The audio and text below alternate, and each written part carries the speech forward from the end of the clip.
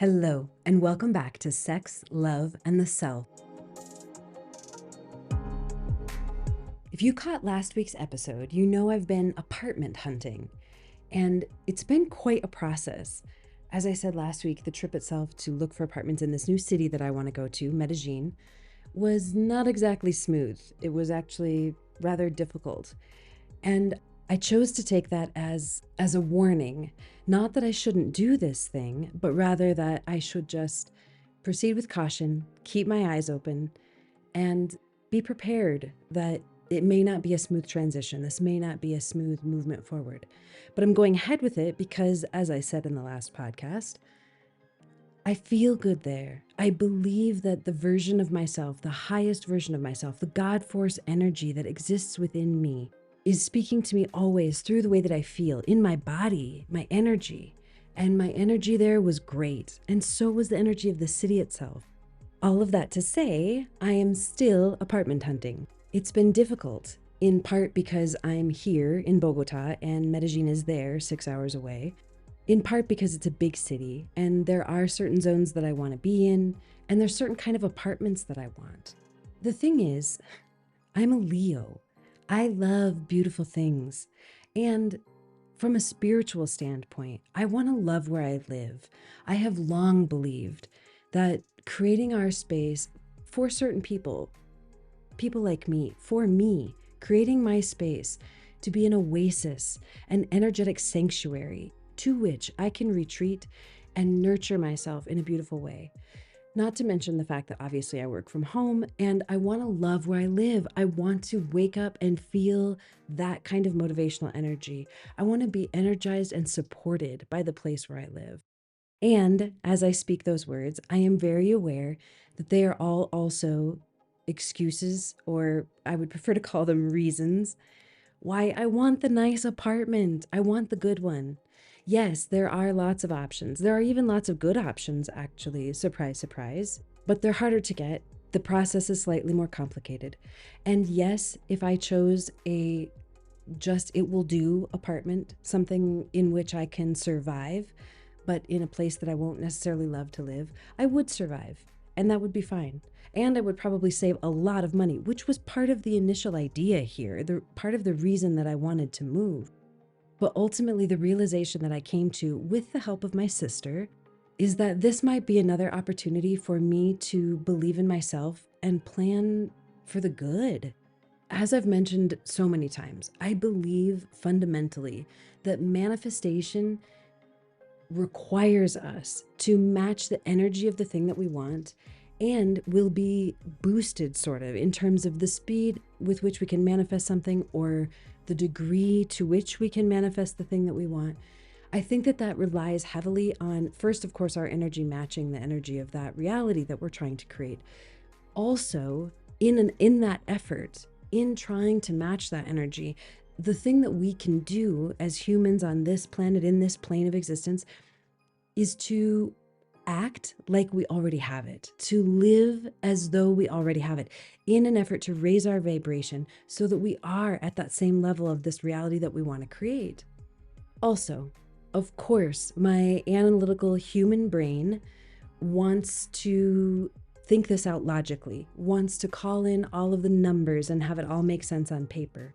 And of course, there's nothing wrong with that. Yes, we have to do that. I mean, of course, we cannot just go blindly running through life buying crystals and gold-plated chocolate because we want to live like we're millionaires. However, there is a balance there. And I think sometimes we swing too far to the other side. I know that I do. And I know that in part, it's a coping mechanism. It's not even a coping mechanism, it's a defense mechanism. I convinced myself, without even realizing it, unconsciously convinced myself a long time ago, that if I could properly plan for every outcome, I wouldn't get hurt. If I could brace for the worst case scenario, it wouldn't bother me so much. It wouldn't hurt so much when shit fell through, when a deal fell through, when a job fell through, when a relationship ended, when a house project fell through. And I just took that idea to the extreme. The thing is, there is value in being aware of the potentially harder, let's say, outcomes. I don't want to say they're negative, Because as I've mentioned many times, as we all know, there are a lot of things that we can glean, learn, treasures that we can extract from really hard, what would otherwise be labeled as negative experiences. Absolutely, that's true. And I think that's part of our challenge. It's one of the many blessings that we get to take from this human experience. There's always gold in the pile of shit. Always. But in this effort of protecting myself, of preventing myself from feeling pain, I have actually prevented myself from feeling in part. And I want to step back here for a second, because the thing is, this happens in all kinds of contexts in life. I struggled with this in relationships a lot for a long time. There was a part of me that even in the very beginning of a relationship, when it's supposed to be good and wonderful and playful and flirtatious and curious, I was over in my little world running down all the reasons why he would leave me or why I wasn't good enough. And I did it with work things too. When I would be given a new project or something or a raise, I was always attempting to sort of cushion myself from the worst possible outcome by preparing to be criticized, ridiculed, have the promotion taken from me, given to someone else, whatever. So obviously, over time, this habit has repeated to the point where I have been conditioning myself without even realizing it, and therefore creating exactly that which I was attempting to avoid: the pain, the loss, the breakdown of these things. And what's more, I wasn't actually enjoying them. As with the example of the previous boyfriends, I would be in these wonderful, what would be otherwise wonderful scenarios with these guys and be so paranoid that I wasn't good enough for them to hold on to or to want to stay with, that I didn't even enjoy it. We're standing in a concert, jumping around dancing. Well, everybody else is jumping around dancing. I'm in the corner worrying about whether or not I dressed the wrong way. So as I step into this next iteration of myself, this sort of rebirth, this 2.0, one of the things that I want to be able to do is to let go of that self-protective mechanism. And the craziest thing about it is that it isn't actually protective.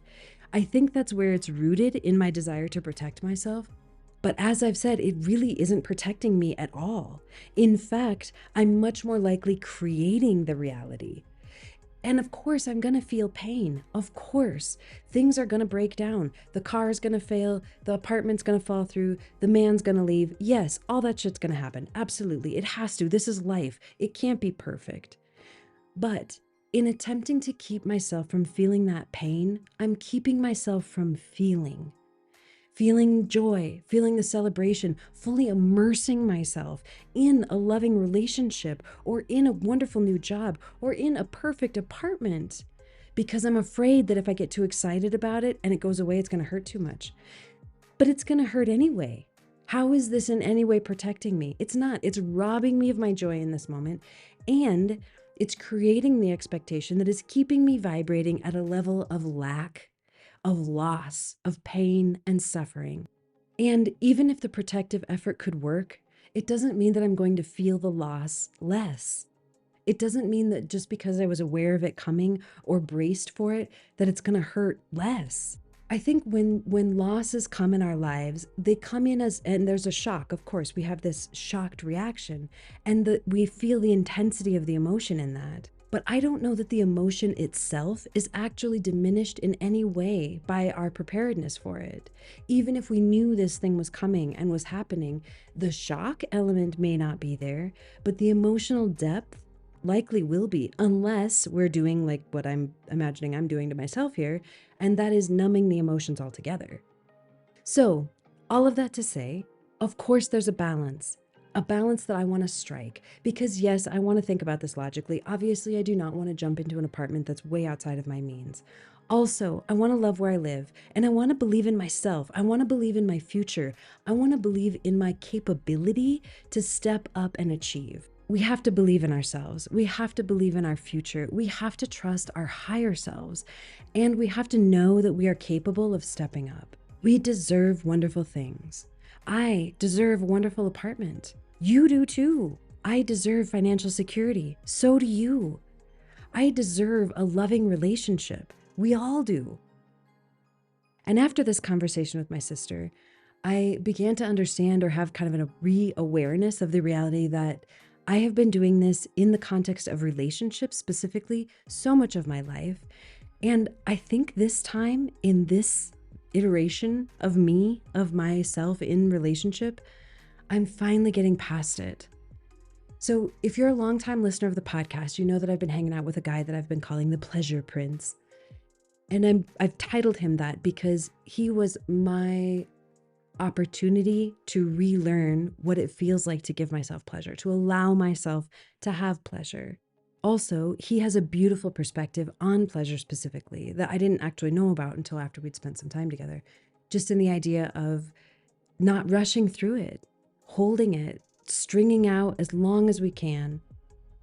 But the point is, as I mentioned, I have spent so much of my life, all of my life, in terms of my life as an adult in romantic relationships, trying so hard to protect myself from the pain of them leaving, or even keeping myself from expecting them to leave, which is part of what I was ultimately doing, that I didn't enjoy the time that I had with these men in the time that it was. I was either trying to protect myself from a future or planning toward a future with this particular man and not actually living in the moment.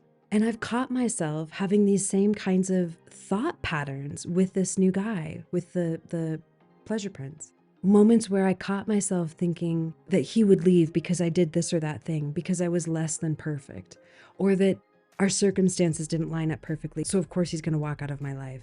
Even to the point of considering terminating the relationship despite there being nothing wrong in it, because I'm not sure that it'll last, and I feel like I could prevent the hurt that's coming by not investing further.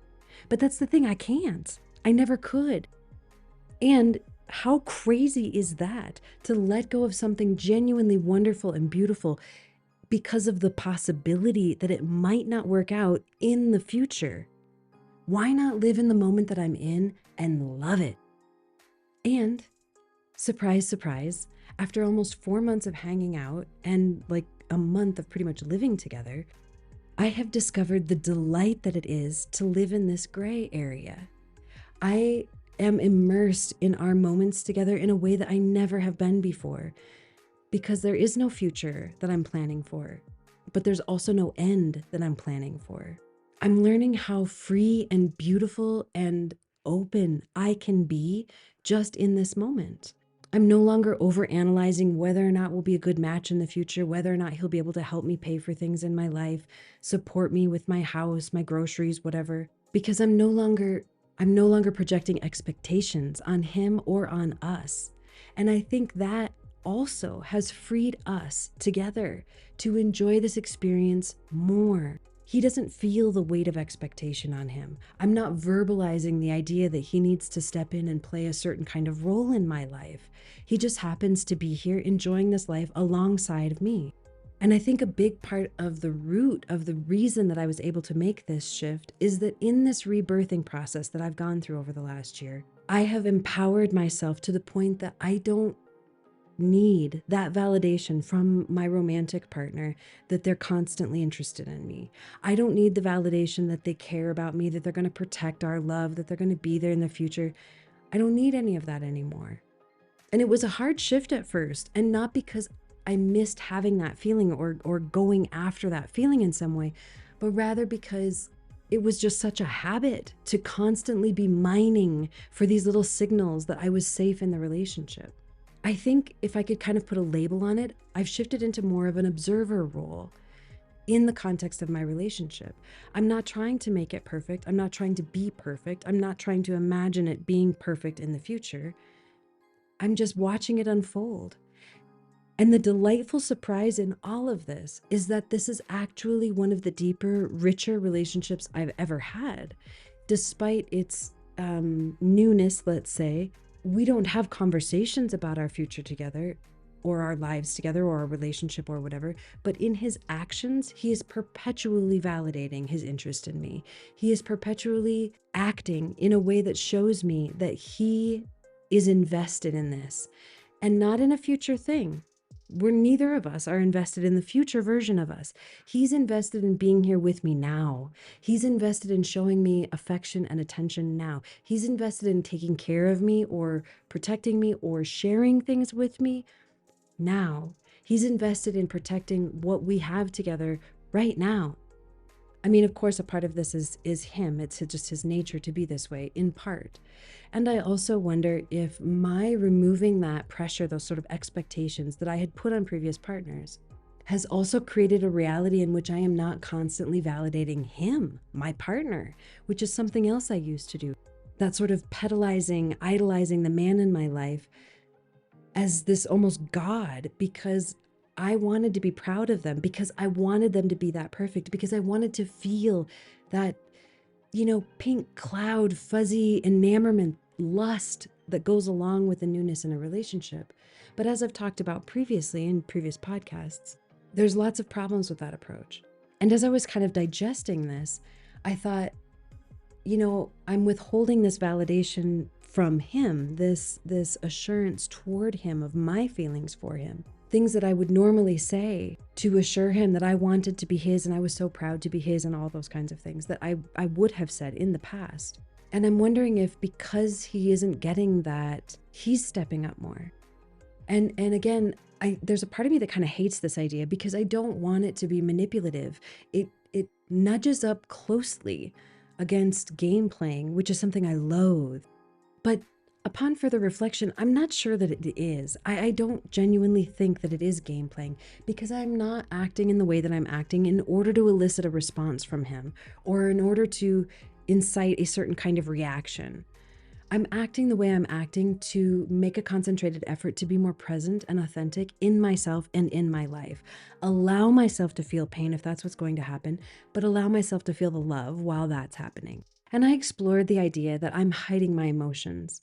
And I think in part that might be true, but I think in very little part, what I'm discovering in exploring this further about myself is that I think in the past, I inflated my emotions, which is just another version of falsifying them, because I loved being in love. I loved love. It was almost more about the sensation, the emotion, the security of that, the protection of it, the sense of safety that came with the idea that I would be able to live my life with another person that was going to help me out, that was going to be there if I fell down. And yes, those are wonderful feelings. Also, they're not real. And I hate to be the one to break it to you. I hope I'm not the one breaking it to you. But the reality is that even in the most perfect relationships, our partners fail us. Our parents fail us. Our siblings fail us. Our best friends fail us. They don't mean to, but they have their own lives. They have their own things to do. And we have things that we want and need from them that they maybe can't provide, or maybe can't provide in this moment, or maybe not even aware that we need. Ultimately, we have to be the ones that are taking care of ourselves on a deep level, which is, doubling down on my self-love thing, which is at the core of all of my work. But I also think that it's just true, because in reality, we're always only showing a part of what we really feel. Of course, we can't intensely feel all of the emotions all of the time. And of course, we're going to show different emotions in different contexts of our lives, because it isn't always appropriate to show how angry we are in any given moment or how sad we are in any given moment. And we need to be able to experience those things, absolutely. But not everybody needs to see that. I honestly think that right now, the way that I feel, my emotional state is more authentic than it's ever been. And yes, I may be withholding a little bit on the effusive adoration of this man in my life. But I think that's actually a good thing. I think it's giving me time to really analyze how I do really feel, how profound or deep these sentiments really are, and how much of this is just loving the experience, the moment, the touch, the laughter, the joke, the playfulness, whatever that's happening in this situation, and not the man. And I think those are important distinctions, at least for me. And I think they're important distinctions for me to carry into my life, into my other relationships, because I don't believe that my awareness and interpretation of these feelings as in the moment contextual things is warping the reality of them. Nor do I believe that it's diminishing the possibility that I really do feel this way about this man in the greater context, as a human, as a partner that I would want in my life at some point. But like he has been unintentionally teaching me from the first time that we hung out, We're just stretching out the delight of the getting to know each other. Do I love you, or do I love the way we are together? Do I want you in my life in a real way, or is it just nice to have you here right now? And in that exploration, we're actually lengthening the amount of time that we get to be in that beautiful honeymoon phase. That length of time that we get to be just, emotionally making out, so to speak, and enjoying it for what it is. In this context, in this iteration of this relationship part of my life, this relationship context of my life, whatever this is that I'm in is working. As I was understanding myself in this new iteration, in this version, and kind of exploring the ideas behind it, I almost felt like I heard the words from my divine self. But it really was like the phrase just popped into my mind. Just let it be good. Just let it be good. Whatever it is, however it looks. Some of my clients are in phases of their life in which they are shifting their relationships. Some of them are exploring polyamory. Some of them are exploring diversity in their sexual identity. Some of them are exploring diversity in the kinds of relationships that they allow into their lives. And in all of these contexts, I'm finding myself wanting to say to them, or exploring the idea with them, about how they can just let it be good, whatever it is, without the label, without the definition, without the expectation, without the checklist of roles that this person needs to play in our lives. And it kind of ties into what I was talking about last week, this idea of allowing our higher selves, our soul selves, to bring us versions of the experiences that we know we want and need, and not worrying about how it's going to look.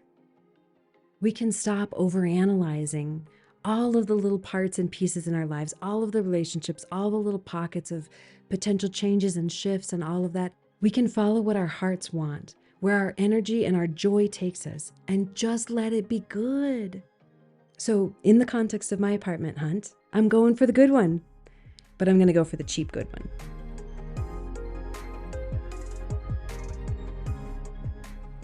If you enjoyed this podcast, please consider subscribing, and remember to join us on Patreon, where you can both support the podcast and get deeper dive information on all of the ideas that I share here. Tools, techniques, tips that can help us to change our energy, and that can help us to change our lives. That's at patreon.com/author Jacqueline Lene. And if you'd like to dive into some of the self-love topics that I've discussed in these podcasts, please check out my website. There are all kinds of resources there: books, workshops, personal support programs. I'll even do customized programs just for you. That's at authorjacquelinelanae.com. JACLYNLANAE. I hope you all have a wonderful week. Thanks for listening.